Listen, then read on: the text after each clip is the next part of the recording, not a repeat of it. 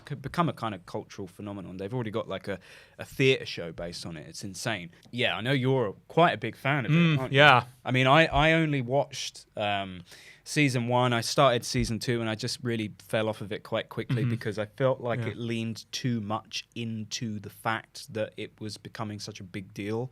If that makes any sense. Like, it's just, it's one of those shows that just seems a bit full of itself and too big for me. Although you can definitely see that there's some good shit going on in this show, for sure. But I think the main thing is just I didn't believe in any of the characters. I think that was the main thing. I think I could notice that more in season 2. Well, I guess you stopped after, was it halfway season 2? Yeah. No, so like, firstly, I like that trailer personally. Yeah. Oh, that was a really good teaser. Yeah. No, I am really excited. Like, it's a show that I've kind of like. I think I've stuck with it because there have been times where, especially during season 3, I wasn't so sure if I still liked it, and then season 4 like kind of brought it back. So I'm excited to see how they end it. And God, I mean, the amount of money they chuck at that show is crazy. I'm kind of in awe of it. Like, what's the budget per episode? Like, I mean, I know I think for season 4 it was like 30 million episode. Do you know how fucking insane that is? Yeah, more than Game of Thrones, right? Game of Thrones was like 4 mil. Yeah. No, that show is more expensive than Game of Thrones, which I think is That's crazy. just a bit remarkable. And I mean, God, that trade, the budget's on display. That's the thing I will say about Stranger Things. Like, they take a fucking long time to make it. But my God, I mean, like, the scale of, like, especially that final, that's going to be crazy. There's a lot of shit going on, man. Yeah, I think that is intriguing. It's just insane to watch. I think that's why they're such big events, because they just,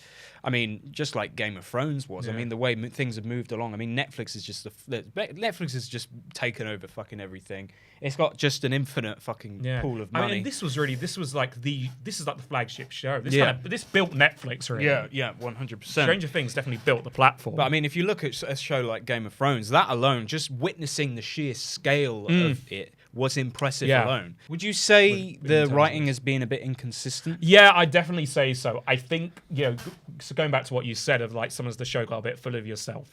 Even as a fan, I felt that in season 3. Yeah. Because as much as like I like season 2 and 4, I do feel like this show wasn't meant to go beyond one season, and that's why season 1 is so good. It's very simple. Will goes missing, they're looking for him, and it's very much, it is a Spielberg homage. Yeah. But it's done so well, great character work. I mean, like, and it's crazy seeing watching those kids grow. Like, that's the first season to now. It's mad to watch them grow up on screen. Yeah. But I do feel like the show, like you said, the show became so successful, and you could feel that in season 2. I think that's kind of what happened with season 3. Yeah. And like, I mean, this isn't really doing many spoilers, but it involves like Russians building an underground base underneath like the shopping center. And I was just thinking, this isn't what this show is meant to be. It's meant to be a very simple, E.T. like sci-fi horror mystery. Yeah. And that's when the show succeeded. Like, the horror in the first season was really terrifying. I mean, I don't know if you felt that. Like, at the beginning, it was effective. The horror was so effective, and the show lost its way, especially in season 3, when it kind of prioritized scale. And I think mostly in season 4, they kind of found a balance with that. I would say season 4, was that the one that had like 2-hour-long episodes? Yeah, 2-hour-long episodes. And I mean, really, God, I remember when season 4 came out. Like running up that hill. That season alone. Were they good? Were they? Good no, episodes? they were. Look, not all aspects were perfect, and some storylines are better than others. Yeah. But all the stuff, like, because it was very much, the characters were very much split up, and it's like there were multiple like kind of stories going on at once, different locations, which actually weirdly worked because I guess it's a big story. But all the stuff like back in Hawkins with the kids, that's why I think season 4 they kind of pulled it back, because all the stuff with them just solving like these mysteries, that felt like the first season, and cool. That's where the show kind of succeeded. Swung its way back, and I hope that's what they lean into with this final season. They remember that's where it works, where it's kind of like, not that you can't thread in big scale with emotion. Some things are great at doing that, and at moments they are with this show, but I just really hope they don't let the fact that this is a big finale, and look, it does look big and epic, let that take away from the journeys of these characters. And I have faith, because when the Duffer Brothers are good, they're really good. Yeah, just a bit inconsistent. So volume, they're really rolling it out. I will say they're like. So Stranger Things 5 has 3 separate volumes. Do you see what I mean by up itself? Episodes 1 to 4 on November 26th, followed by Volume 2, episodes 5 to 7, and then Christmas and finale. That's going to be huge. Finale episode 8 on New Year's Eve. Well, I guess Netflix need content, but yeah. But so you think that's a bit like cocky and arrogant? I just think the whole show is a bit cocky. Like, I don't know. Volume 1. I don't know. There's nothing inherently wrong with you know what I mean, but it's just telling a story. I feel like also a show where like a good indicator of knowing when a show is kind of making stuff up as it goes along is when you're following a show and as the years go by and the seasons finish, you're like, man, you're so invested in the story that you have it still playing out in your mind, and you're like, I really want to know what happens to this character, what happens next, what's going to happen, following the plot along, the story along. As it's naturally going on, does it feel like it has a coherent story? It does, but I don't think. Look, I can imagine they have written out a story arc. Yeah, but I think they only did that after they knew they were going to get. I do not believe when they pitched the first series they had a Bible. Had it all I think planned that is complete bollocks. And there's nothing actually inherently wrong with that. No.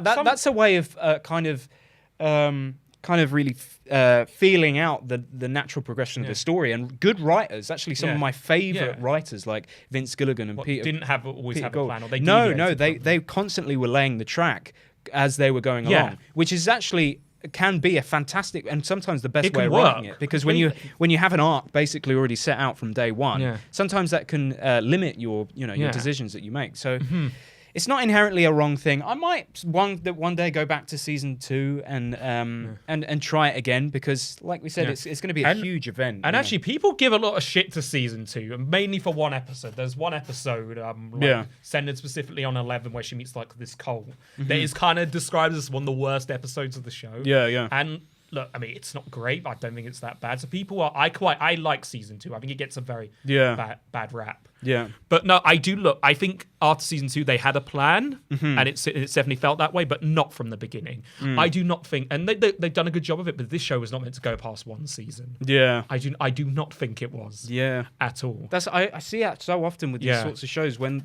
they're smaller scale, they're just they get bigger scale, they kind of lose what made them so good. It's still such a successful show. So really, that's kind of what's happened. I think with Squid Game. Yeah. Like the writer is kind of, he wasn't given as much time to work on it, and however flawed the first season was, it feels more complete. Yeah. And because I think he only ever had a plan for one season, but because it was so successful. Yeah, exactly. Yeah, he's just definitely kind of keeping it going. Season 2, where it's like they don't entirely know how to build on what they created, and especially I envy TV writers. Yeah, who have to you have a successful show and you have to come up with like a follow up. Yeah, I envy them. I mean, they're doing all right for themselves. They're I don't feel bad, but like in the sense that you have all these expectations, you have these people to please, you have fans, you have the studio. It's not an easy job. No, and we still have the right to critique it, but like, man, God, do you have a hard job in TV, especially when you have something successful? It's just a feeling of knowing that without a doubt you will not please everyone. Oh yeah, only on the very rare instances where you get like an overwhelming, just basically. Yeah, I mean, like Vince Gilligan again, like Breaking Bad. Yeah, or Succession or something like that, where it's just across the charts, just pretty much everyone is on board with that. I just think ending a show is always going to be. Oh mate, that is just so fucking difficult. A beloved show as well. Yeah. Where people were so attached to these characters, and people have certain expectations and stuff like that. Oh, absolutely. Yeah, and a lot of writers do say that their whole philosophy of it is when they feel like they're like, okay, we've written this finale out, and we're pretty sure we know what we're doing. We know that this is going to be well received, without a doubt. That's when a writer is fucked, because you should never feel with 100% certainty that you know what the hell you're doing. The moment you stop second guessing yourself, that's when you're fucked. And I find that quite interesting, because they're basically saying that as writers, you should constantly be evolving your writing in a way that is taking risks, and it can be quite scary, really, because you don't know necessarily how people are going to receive it. But usually that kind of weirdly, in a reverse kind of perverse sense, it kind of is the writing that ends up being the best received. Yeah, no, I don't entirely agree with that, because at the same time, you know, especially if you are like, you know, you've been with the show since the beginning, it's your idea.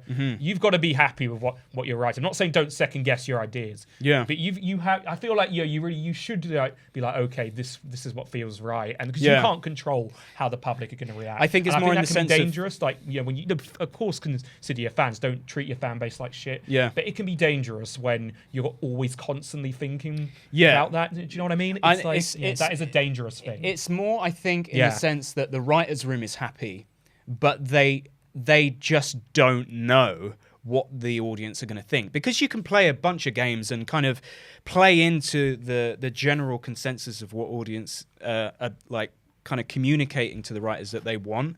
And when they feed into that, it's kind of like, look, when you turn your back to the audience, that's how you lead the orchestra. Because the audiences don't know what the fuck they want. Let's be honest. Like, people comment all bunch of things and they say they want to see this, they say they want to see that. And if the writers listen too much to the audience, I feel like that's when they lose their way. And so in the sense, it's kind of like always jumping into the pool of the unknown. Of course. The writers can be sure that they're happy with what they've got, but they have no fucking idea what the audience is going to expect. Look, that's the thing with all art. Unless, you know, you've got a fucking sixth sense, you can't control how art is going to be received by anyone. That's what makes it so fascinating. It's scary. It's fucking scary. It's absolutely fucking terrifying. Especially when you build up such a big reputation, you know? Yeah. The idea of already having like a back catalogue that's done so well is so scary. Like, you look at someone like Francis Ford Coppola, who made like the best... The Godfather Part 2, Apocalypse Now, mega fucking and he's so snarky about the reception as well. Have you noticed? He's like, people just don't understand it at all. No, he was like, well, I don't care. I'm 80 years old. I've got my winery. I don't really. You know what? Shit. Fair fucking play. No, absolutely. Fair play. He did what made him happy. Yeah, you've made basically the best film of all time. You can do what the hell you want. No, for him. Megalopolis for him is the best film of all time. But no, look, I guess he made The Godfather. He can, in a way, say what he wants. Yeah. Look, even if you don't always have to listen to your fans, treat them well. And look, you know, obviously you haven't watched Game of Thrones, but I think Benioff and Weiss, from what you've told me, treated the fans like shit, just complete content and arrogance. Like they were the only ones who could complete this story. Like, yeah, I mean, do you think that was a case where they maybe should have paid attention to the 100%. They were they were so fucking stupid, man. Honestly, if you delve deep into the lore of all the stupid shit that happens in the end of that show, it's incredible. Right. Stuff where in interviews where they're like, oh, that character basically, she just forgot what she was doing. It's like, that character would not forget what she was doing, man. And like, what the hell? But isn't it the character they wrote? They wrote her. Yeah, they were fine, and it's a shame because they were fine at adapting the writing. And the thing is, a perverse thing that happens is that there's a truth in that consensus has never been, like, mass consensus has never been a marker of what makes something true and like genuinely good, but sometimes it is. Like, and I think a lot when that happens, it's just like circumstances. It's like, you know, the stars aligned, right place, right time, blah blah blah. It just lightning in a bottle. That's when I think when mass consensus aligns, that's when it's, you know. But there are some things that are just so overwhelmingly hated that you have to look at that. But there are things for me, and I'm sure for you, that the majority of audiences absolutely hate. But you can see what the writers were doing, and you can appreciate it for what it was, and you know, you can see the beauty of it. So it's and obviously in this, you know, it's about money at the end of the day. You know, if the mass consensus is against something, then you're not going to get it funded by the studios, and so it's a difficult line to walk. Really, it's an interesting one, and like you say, it's a difficult challenge for writers as well. I think the best, going off on more of a sidetrack, like I think the best from me just listening to podcasts and stuff and kind of educating myself on just writers and TV shows and stuff like that, I feel like it always works better when you don't just have this one god at the top of the hierarchy and everyone else is a yes man. You know, you see that a lot with things where everyone else is just basically feeding into this one person's like vision. I used to think about it when I was younger. I was like, you know, it should be more like you should just abide by that person's vision. But more nowadays, and especially with TV shows. Oh, for sure. You have such a span of like hours to get right, hours of writing to get right. I feel like unless you're Vince Gilligan or Mike White, even though it kind of bit him in the arse with season 3, where you're such a strong writer that you. Yeah, but no, that's the thing though, Saul, because someone like Vince Gilligan, he's not just the god of it. Oh no, well, he involved a lot of other writers. It's 100%. It's all collaborative. Yeah. There's a huge team of writers in that show, and they were always constantly bouncing off of each other and ideas. It wasn't just Vince Gilligan at the top. Obviously it was his vision, but he constantly changed things and let people get involved, and it joined a discussion where everyone is just as invested in the story. So it's an interesting conversation. But I agree with you. Look, in TV, it can be dangerous. I think it's infinitely more difficult because you've got so much more hours to get right. It's just very rare that you have like a show where you have one singular voice without any other writers and it works.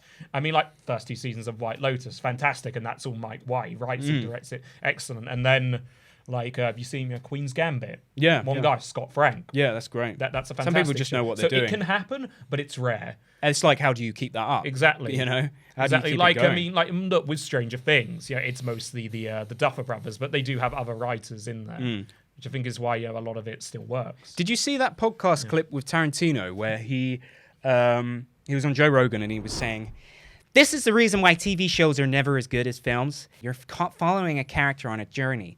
Whereas with a TV show, it's not the fucking same, man. It's not the same." Because basically what you're doing is you have an episode and then it ends, and then you have an episode and it ends, and it doesn't follow like an arc of a story. And I completely disagree with that. I don't think that's inherently bad. It's also dependent on the story you're telling. Can it be served that way? That's literally it. So I think for him to say that's inherently bad, it's just not. Yeah, like that to me, I feel like actually weirdly, like I completely disagree. I actually think that TV shows, when they are well written, they are a lot more harder to get right. And there are a lot of TV shows that are more formulaic and kind of, those sort of TV shows that, it takes 10 episodes to get to the point. There's like a climax at the very end, and there's no like constant, climaxes throughout the TV shows. And that's some of the best TV shows can do that, like Game of Thrones, where there's constant, huge, shocking events that happen in the middle of the seasons.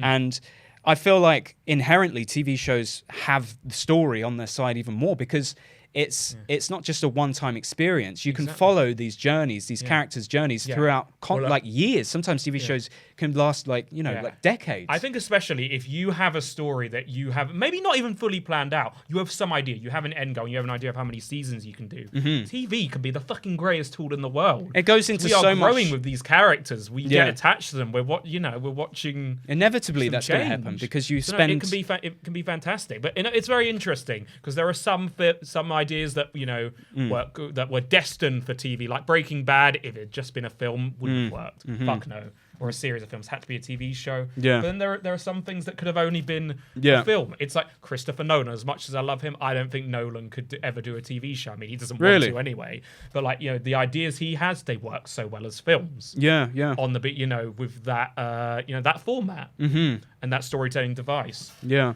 Have you ever seen Mindhunter with David Fincher? I haven't. It's on. No. So I was quite surprised at that because that's like a really, really critically acclaimed show.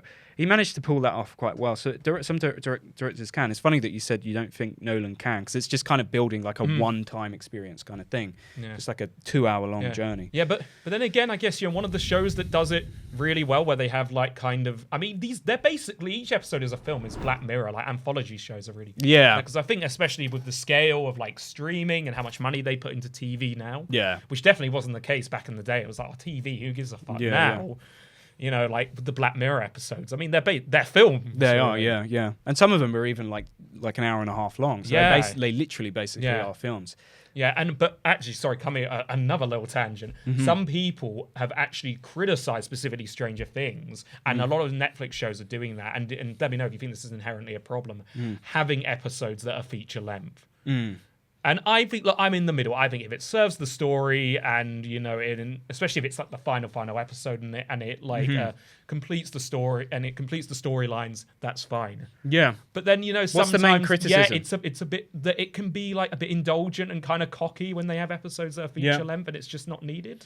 I do feel like that a little bit with Stranger Things. because it was like 2 hours long. That's insane. Yeah. But people are going to watch it. Yeah. So, no, do you think that's inherently bad that more shows are doing that, where they have like feature-length episodes that are based at their films? No. Something I do like is that specifically on Netflix, because they're not, it's not about, having intervals for ads and stuff like that and following like an hour-long thing where it's usually, ads in between is 45 minutes long, so it has to be the same length.